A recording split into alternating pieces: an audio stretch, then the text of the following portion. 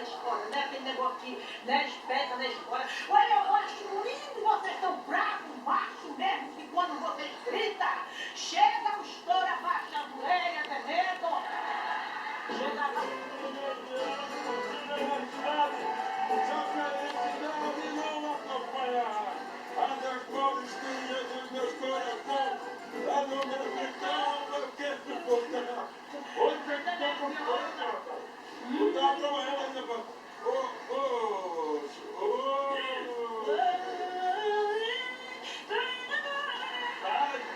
Vem pra cá que caiu a cabeça. Eita, olha aí, Caiu o chifre. mas só um instantinho. Você não disse que eu ia trabalhar numa carro do casal, no carro. Não, falei. Não era a carro do carro. Você tá errado, menino, A carro do carro, do carro. Era um homem ou uma mulher. Eu tô revezando.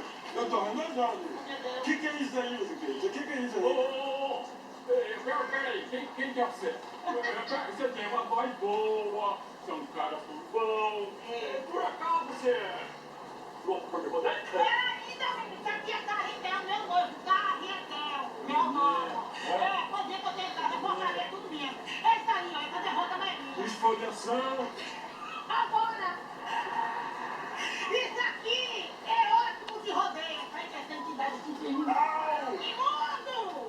Olha, essa cara de estrume. Eu só tenho ele, mas rodeia, viu? É bom de rodeio, o bicho rodeia, não faz nada!